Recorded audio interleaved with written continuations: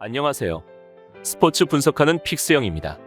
오늘은 3월 14일 국내 농구 2경기 프리뷰 시작하겠습니다. 첫 번째 경기는 KBL 전주 KCC 대 원주 DB 경기입니다.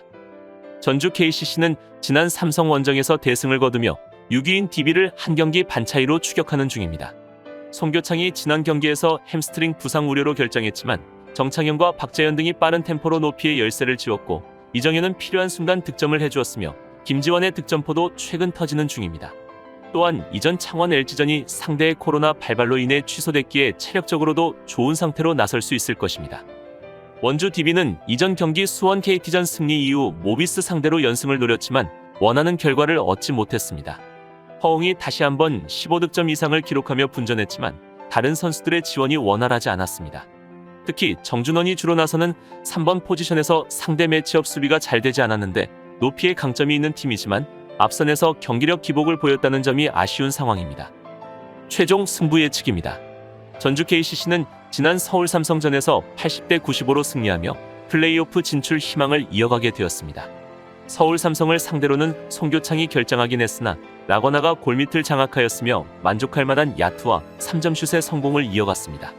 라거나가 20득점 11리바운드를 기록하였고 유현준 13득점 6어시스트, 이정현 12득점 6리바운드, 정창영 14득점 등 내외곽에서의 활약이 좋았는데 가드진에서의 생산력이 압도적이었고 리바운드 가담과 스틸 이후 속공 등 공격 전개도 깔끔한 모습이었습니다.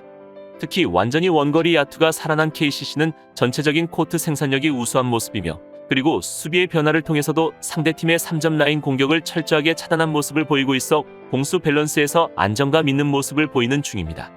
이에 맞서는 원주 DB는 지난 모비스전에서 87대 69로 완패를 당하고 말았는데 내외곽 야투에서 모두 밀린 경기였고 특히 빅맨을 활용하는 부분에 있어서 모비스에게 큰 열세를 보였습니다. 모비스를 상대로 허웅과 프리먼이 나름 분전했으나 수원 KT와 대결에서는 위력을 보였던 강상재와 더불어 외국인 선수의 2대2 플레이도 좋은 수를 보이지 못했습니다. 허웅과 김종규를 제외한 다른 국내 선수진의 부진과 특히 강상재와 이준희 등 포워드와 가드진 생산력에 아쉬움이 많은 상태이고 3점슛에서의 흐름도 좋지 못한 모습을 보여주고 있는 만큼 전주 KCC의 포워드와 가드라인에게 쉽게 득점을 허용할 가능성이 높아 보입니다. 그렇다면 이번 맞대결에서 전주 KCC는 에이스 스타터뿐 아니라 공격에서도 빠른 돌파로 팀 득점에 도움이 되는 정창영의 기세가 좋은데 수비 상황에서도 상대 에이스 허웅을 끈질기게 따라다니며 괴롭힐 것입니다. 또한 전체적인 가드진 폼이 올라왔고 라거나가 골밑에서 제 역할을 해주고 있는데 무엇보다 3점슛에서의 흐름이 뛰어난 모습을 보이고 있어 득점력만큼은 우수한 퍼포먼스를 보여주고 있는 중이므로 많은 득점을 기대할 수 있을 것입니다. 반면 원주 DB는 용병진 중심의 경기 운영이 실패로 거듭나고 있는데 오브라이언트 중심의 플레이가 주요하지 못하고 있는 상황이지만 그나마 프리먼의 폼이 올라온 점은 긍정적인 부분입니다. 그리고 원주 DB는 KCC와의 올 시즌 4차례의 맞대결에서 3승 1패로 우위를 보이고 있으며 게다가 직전 2차례의 맞대결에서도 다득점을 올리며 승리를 챙긴 바 있어 KCC 상대로는 상당히 강점을 보이고 있습니다. 최근 국내 선수진의 득점 지원이 부족한 건 사실이지만 강상재와 김종규를 동시에 기용하며 높이로 승부를 본다면 충분히 기대 이상의 성과를 보일 수 있을 것으로 예상됩니다. 따라서 금일 경기는 전주 KCC가 이정현과 김지원, 정창영 등이 템포 푸시에 의한 빠른 트랜지션으로 공격적으로 경기에 임할 것으로 보이며 원주 DB 역시 높이를 앞세워 골밑을 장악한다면 양팀 다득점 양상으로 경기가 흘러갈 것으로 예상되기에 이번 경기는 오버 추천드립니다. 여기서 잠깐 스포츠 분석하는 픽스영입니다. 매일 새로운 리뷰 업데이트 예정이오니 구독과 좋아요, 알람 설정 부탁드려요. 두 번째 경기는 WKBL 하나원큐 대 BNK섬 경기입니다. 하나원큐는 리그 최하위에 처져 있지만 유종의 미를 거두기 위해 남은 일정에서 최선을 다할 것으로 보이는데 국대에 뽑히지 못했던 신재현과 양인영 등이 월드컵 본선 출전을 위해 한 발 더 뛸 것이고 이하은과 김지영 등 이번 시즌 출전 기회를 받았던 선수들도 본인의 몸값을 더 올리기 위해 분전할 것으로 보입니다. 수비력이 좋은 정예린과 3점 슈터 김미연도 있어 홈에서 승리를 노릴 것으로 예상됩니다.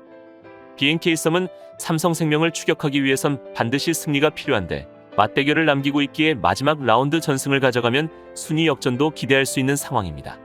강하정만 터져준다면 리그 내의 어떤 팀과도 충분히 자웅을 겨룰 수 있는 팀인데 시즌 초반 몸 상태가 좋지 않았던 김한별이 골밑에서 진한과 함께 리바운드를 장악하고 있으며 국대를 다녀온 이소희도 한층 더 성장한 모습입니다. 최종 승부 예측입니다. 하나원큐는 지난 12일 우리은행과의 경기를 치를 예정이었으나 우리은행 선수단 내 코로나 확진자가 발생하면서 경기가 연기되었습니다. 하나원큐는 시즌 초반부터 부상자로 인해 생각만큼의 성적을 올리지 못하면서 플레이오프 꿈도 사라졌기에 큰 동기부여가 없는 상황입니다. 올 시즌 한번 BNK를 이겨보았지만 매번 열세를 보여주고 있는데 골 밑에서 고전을 하면서 확실한 센터가 그리운 상황이고 언제나 골 밑에서의 어려움으로 인해 경기의 주도권을 쉽게 내주는 경우가 많았습니다.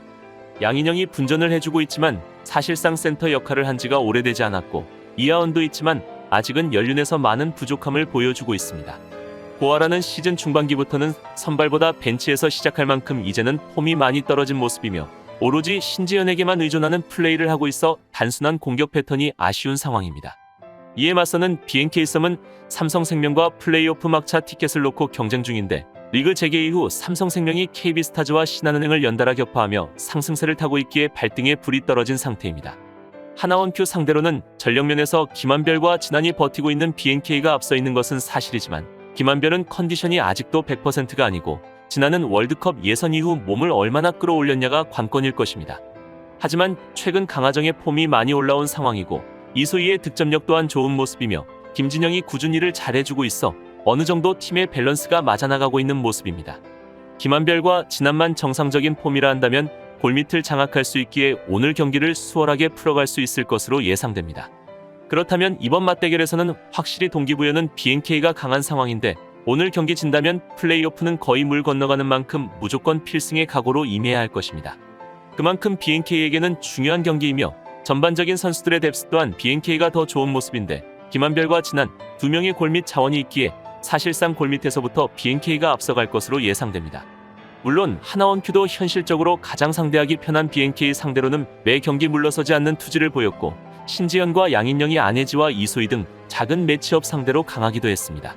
백코트에서 신지현을 필두로 외곽에서 경기만 잘 풀어간다면 하나원큐도 승리의 희망을 가질 수 있겠지만 보드 싸움에서 우위를 보이는 BNK썸을 막아내긴 어려울 것입니다.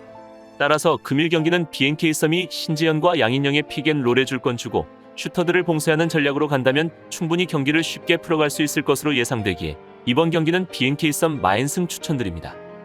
이상으로 3월 14일 국내 농구 분석을 마치겠습니다. 내일도 새로운 리뷰로 찾아오겠습니다. 최종 분석 및 조합픽은 오픈 채팅방에서 무료로 공유해드리니 영상 하단의 고정 댓글 클릭해주세요.